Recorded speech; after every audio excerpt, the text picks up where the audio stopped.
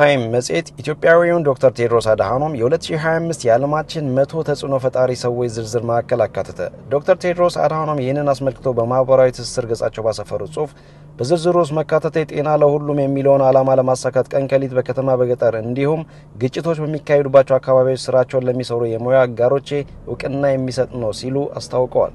ፈንጣጣ ከዓለማችን እንዲጠፋ ከፍተኛ አበርክቶ ያደረጉት ፕሮፌሰር ላሪ ብሪሊያንት ለቴድሮስ አድሃኖም ከተናገሩት ዓለም አቀፉን የጤና ገጽታ የቀየረ ባለራዕይ መሪ በሳይንስ ላይ የተመሰረተ ውሳኔ ለመስጠት ያላሳለሰ ድጋፍ የሚያደርግ ሲሉ በመጽሔቱ ላይ ስለ ቴድሮስ አድሃኖም ምስክርነታቸውን አስፍረዋል። የአሜሪካ ፕሬዝዳንት ዶናልድ ትራምፕ፣ ኤለን መስክ፣ የእንግሊዙ ጠቅላይ ሚኒስትር ኬር ስታርመርን በመጽሔቱ የዓመቱ 100 ተጽዕኖ ፈጣሪዎች ዝርዝር ውስጥ ከተካተቱት መካከል ይገኙበታል። የኢትዮጵያ አየር መንገድ ዋና ስራ አስፈጻሚ መስፍን ጣሰው አየር መንገዱ አዲስ ለሚያስገነባው አውሮፕላን ማረፊያ 2500 አባወራዎች ከቀያቸው እንደሚነሱ መናገራቸውን ቢቢሲ አማርኛ ዘግበዋል። ከቢሾፍቱ አካባቢ ለሚነሱ አርሶ አደር አባወራዎች አየር መንገዱ መኖሪያ ቤቶችን እንደሚያስገነባ የጠቆሙት መስፍን አየር መንገዱ ቤቶቹን ገንብቶ በሚቀጥለው ዓመት ህዳር ወር ለተነሾች እንደሚያስረክብ መግለጻቸውን ዘገባው ጠቅሷል። አባወራዎቹ ቤቶቹን ከተረከቡ በኋላ በዚያው ወር ግድም አየር መንገዱ የአውሮፕላን ማረፊያ ግንባታ እንደሚያስጀምር ተናግረዋል ተብሏል። አዲስ ስታንዳርድ መጽሔት ፌዴራል ፖሊስ አዲስ አበባ ወደሚገኘው ቢሮ በመግባት የድርጅቱንና የጋዜጠኞችን ንብረት እንደወሰደ በዕለቱ ባወጣው መግለጫ አስታውቋል። ፖሊስ ጋዜጠኞችን ጭምር በቁጥጥር ስር አውሎ እንደነበር የገለጸው መጽሔቱ ዘግየት ብሎ ግን የታሰሩ ባልደረቦቹ እንደተለቀቁ ጠቅሷል። ሆኖም ፖሊስ የወሰዳቸውን የቢሮና የጋዜጠኞችን ላፕቶፖች፣ ሞባይል ስልኮችና ሃርድ ዲስኮች እስከ ምሽት ድረስ እንዳልመለሰ፣ ይህም በስራው ላይ ተጽዕኖ እንደፈጠረና በጋዜጠኞቹ ደህንነት ላይ ስጋት እንደደቀነ መጽሔቱ ገልጿል። በአዲስ አበባ ከተማ ዋና ዋና መንገዶች እስከ ምሽቱ 3 ሰዓት እንዲሰሩ የተገደዱ የንግድ መደብሮች ባለቤት ነጋዴዎችና ሰራተኞች ለከፍተኛ ችግር እንደተጋለጡ ተሰምተዋል። መርካቶ አካባቢ የኤሌክትሮኒክስ እቃዎችን በመሸጥ የሚተዳደሩ መኖሪያቸው ኮልፌ ቀራኒዮ ክፍለ ከተማ የሆኑ ነጋዴዎች ደንቡ ከወጣ በኋላ ቤታቸው የሚደርሱት እኩለ ሌሊት ላይ መሆኑን ለዋዜማ ተናግረዋል። አስተዳደሩ ደንቡን በተላለፉ ነጋዴዎች ላይ 10,000 ብር ቅጣት እየጣለ መሆኑን ዋዜማ ተረድታለች። በሌሎች አካባቢዎች የሚሰሩ ነጋዴዎችና ሰራተኞች ደግሞ የስራ ቦታቸው ውስጥ ለማደር እንደተገደዱና ተጨማሪ ሰራተኛ የቀጠሩ እንዳሉም ተናግረዋል። የአዲስ አበባ ከተማ ደንብ ማስከበር ባለስልጣን በ9 ወራት ውስጥ ከ290 ሚሊዮን ብር በላይ ገቢ ማግኘቱን አስታውቋል። ባለስልጣኑ እርምጃ ከወሰደባቸው ውስጥ አዋኪ ድርጊቶች፣ ህገወጥ የመንገድ አጠቃቀም፣ ህገወጥ ንግድ፣ የመሬት ወረራ፣ ህገወጥ የደረቅና ፍሳሽ ቆሻሻ አያያዝና አወጋገድ ይገኙበታል። ባለስልጣኑ ከቅጣት ብቻ ከ258 ሚሊዮን ብር በላይ ገቢ ማግኘቱንና ከጨረታ ሽያጭ ደግሞ ከ17 ሚሊዮን ብር በላይ መሰብሰቡን ዋዜማ ሰምታለች። ደንቡ ከወጣ ወዲህ በከተማዋ 64 በመቶ ጥሰቶች ቀንሰዋል ተብሏል።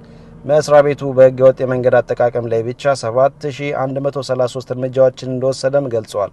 ወደ ወንዞች ይለቀቁ የነበሩ 3000 የሚጠጉ የፍሳሽ መስመሮችም መቆማቸውን ባለስልጣኑ ጠቅሷል።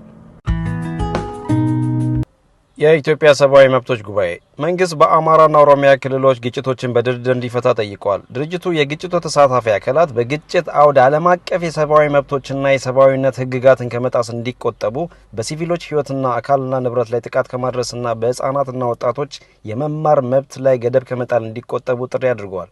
መንግስት በንጹሃን ላይ የታጠቁ ቡድኖች የሚፈጽሟቸውን ግድያዎች እንዲያስቆምና የታዳጊዎችን የመማር መብት እንዲያስከብርም ኢትዮጵያ ሰብአዊ መብቶች ጉባኤ ጠይቀዋል።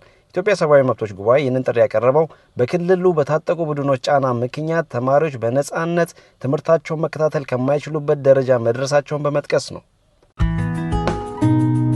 የኤርትራው ተቃዋሚ ብርጌድ ንሓመዱ የአዲስ አበባ ቢሮውን ለወታደራዊ ማዕከላዊ ጽህፈት ቤትነት የመጠቀም እቅድ እንዳለው አስታወቀ። የኤርትራ የተቃውሞ እንቅስቃሴ ብርጌድ ንሓመዱ በአዲስ አበባ ከተማ የከፈተው ቢሮ በቀጣይ ወታደራዊ ማዕከሎች ሲቋቋሙ ማዕከላዊ ጽህፈት ቤት ሆኖ እንደሚያገለግል ገለጸ። የተቃውሞ እንቅስቃሴው በኢትዮጵያ ወታደራዊና ዲፕሎማሲያዊ ማዕከሎች ሊኖሩት እንደሚችልም አስታውቀዋል። ብርጌድ ንሓመዱን የሚቀላቀሉ ኤርትራውያን ዋስትና ስለሚያገኙበት መንገድ ከኢትዮጵያ መንግስት ጋር መነጋገሩን የእንቅስቃሴው አመራር ለቢቢሲ ተናግረዋል።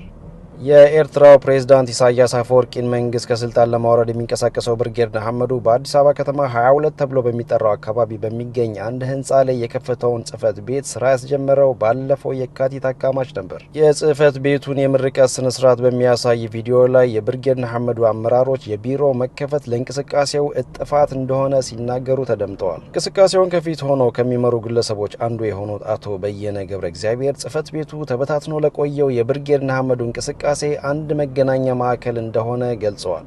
የጽህፈት ቤቱን መከፈት የገለጸው ብርጌድ ንሓመዱ ከሌላኛው ተቃዋሚ ድርጅት የኤርትራ አፋር ብሔራዊ ኮንግረስ ጋር በመሆን ጥር 19 2017 ኤርትራውያን የተገኙበትን ስብሰባ በአዲስ አበባ ከተማ ካካሄደ ከአንድ ወር ገደማ በኋላ ነው።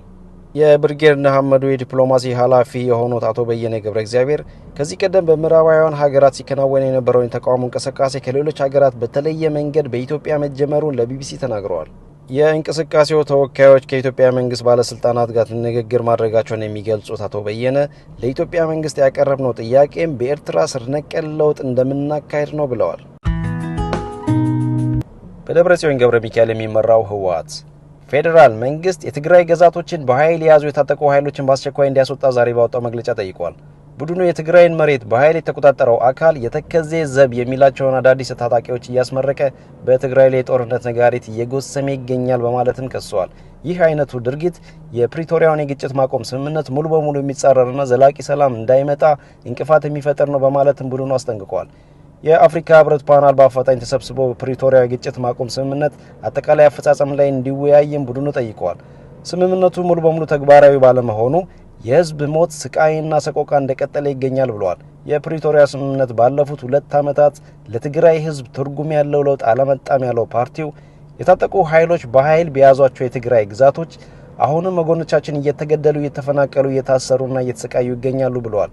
ቡድኑ የፕሪቶሪያውን ስምምነት ተደራዳሪዎችና ዓለም አቀፍ ማህበረሰብ ተፈናቃዮች ወደ ቀያቸው እንዲመለሱ አስቸኳይ እርምጃ እንዲወስዱም ጥሪ አድርገዋል። ከዋዜማው ዩኒሴፍ የቀጣዩ አውሮፓውያን ዓመት በጀቱን በ20 በመቶ እንደሚቀንስ ማስታወቁን ሮይተርስ ዘግቧል። ድርጅቱ በጀቱን ለመቀነስ የወሰነው ፕሬዚዳንት ዶናልድ ትራምፕ የአሜሪካን እርዳታ መቀነሳቸውን ተከትሎ እንደሆነ ዘገባው ጠቅሷል። አሜሪካ ለተባበሩት መንግስታት ድርጅት ሰላም ማስከበር ተልእኮዎች የምትሰጠውን የገንዘብ ድጋፍም እንድታቆም የዋይት ሀውስ በጀት ቢሮ ሀሳብ ማቅረቡን ዘገባው አመልክቷል። የአሜሪካ ባለስልጣናት ይህንን ሀሳብ ያቀረቡት ለአብነት በማሊና ዲሞክራሲያዊት ኮንጎ ሪፐብሊክ የድርጅቱ ተልእኮዎች ውጤታቸው ውድቀት ሆነዋል በማለት ነው ተብሏል። ከዋዜማ ነው። ሶማሌላንድ ከሶማሊያ ጋር ከተጀመሩ ማናቸውም የሰላም ድርድሮች መውጣቷን በይፋ አስታውቃለች። ሶማሌላንድ ይህንን እርምጃ የወሰደችው የሶማሊያ ጠቅላይ ሚኒስትር ሐምዛ ባሬ የግጭት ማዕከል በነበረችው የሶማሌላንዷ ላስ አኖድ ከተማ ጉብኝት ማድረጋቸውን ተከትሎ ነው። የጠቅላይ ሚኒስትሩ ጉብኝት ጠብጫሪና ሕጋዊነት የሌለው ነው በማለት ሶማሌላንድ ያወገዘችው ሶማሌላንድ ሉዓላዊነቷና የግዛት አንድነቷ የማይተለፍ ቀይ መስመር መሆኑን ገልጻለች። ዓለም አቀፉ ህብረተሰብ በምስራቃዊ ሱል ግዛት ሶማሊያ ለምትፈጽመው ጥሰት መፍትሄ እንዲፈልግም ሶማሌላንድ ጠይቃለች።